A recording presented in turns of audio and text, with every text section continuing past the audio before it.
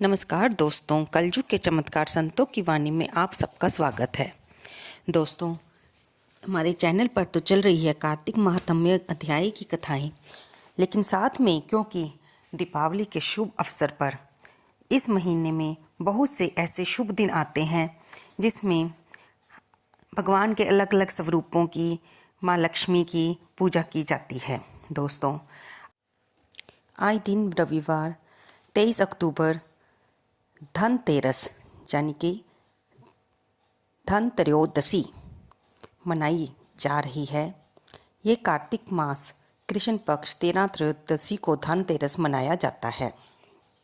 आज हम इसी धनत्रयोदशी यानी धनतेरस की कथा सुनेंगे कि किस प्रकार माँ लक्ष्मी ने एक गरीब किसान पर कृपा की।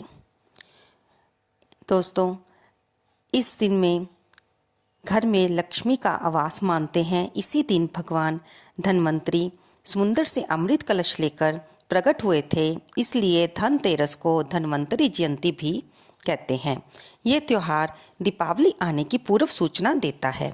आइए सुनते हैं धनतेरस की कथा।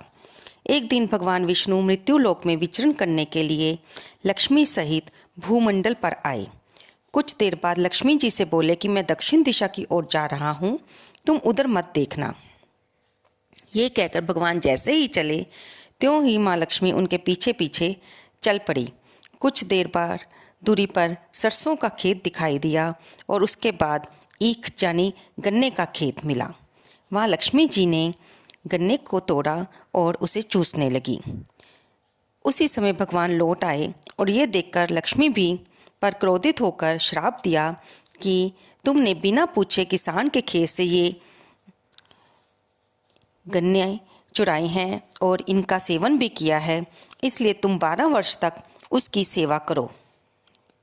ऐसा कहकर भगवान क्षीर सागर में चले गए और लक्ष्मी जी ने किसान के यहाँ आई।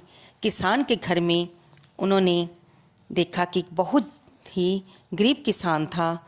जब किसान और उसकी पत्नी ने माँ लक्ष्मी को, जो कि उस समय एक बुढ़िया का रूप धारण करके आई थी, देखा और बुढ़िया ने जब उनसे घर में रहने के लिए जगह मांगी तो उसकी दयनीय अवस्था को देखकर किसान और उसकी पत्नी ने हामी भर दी।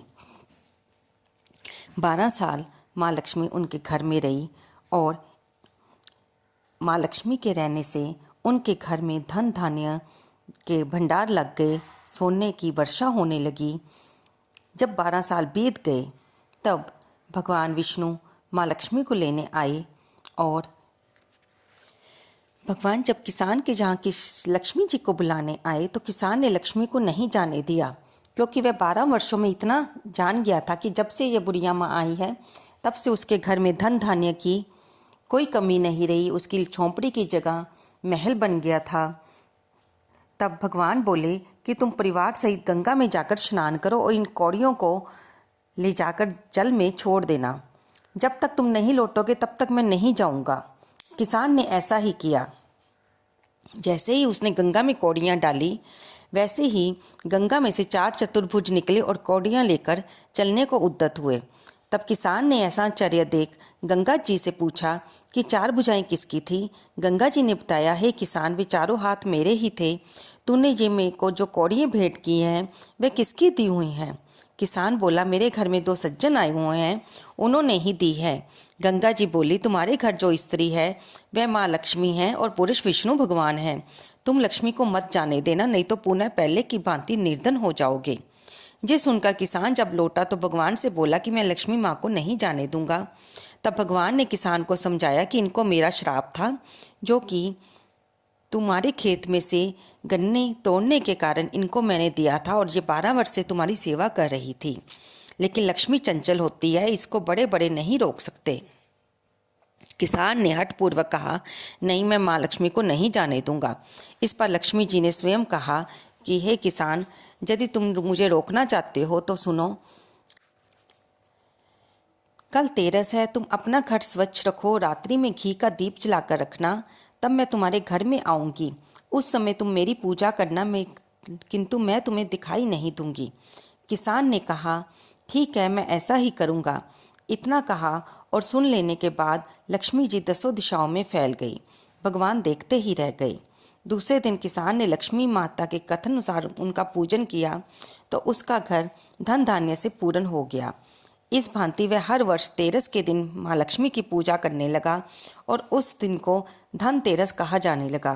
किसान के देखा देखी बाकी गांव के लोगों ने भी ये माँ लक्ष्मी की इस दिन पूजा करनी शुरू कर दी और धीरे धीरे ये बाकी जगह पर भी फैलती गई।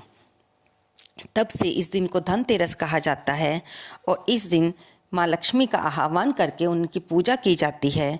दोस्तों, ऐसा माना जाता है कि दीपावली के दिन तो माँ लक्ष्मी इस पृथ्वी लोक की सुंदरता को देखने के लिए कि कैसे लोगों ने जनसाधारण ने अपने घरों की सफाई करके उसे सजाया है, ये देखने के लिए आती है।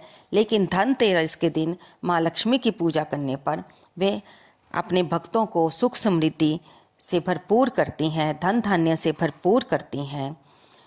दोस्तों, ये थी धनतेरस की कथा, जिसके सुनने, पढ़ने और हुंकारा भरने वाले को माँ लक्ष्मी कृपा प्रदान करे और उनके घर में सुख समृद्धि दे। दोस्तों, आपको ये वीडियो कैसी लगी कृपया कमेंट बॉक्स में अवश्य लिखें और जय माँ लक्ष्मी तो अवश्य लिखें। धन्यवाद दोस्तों।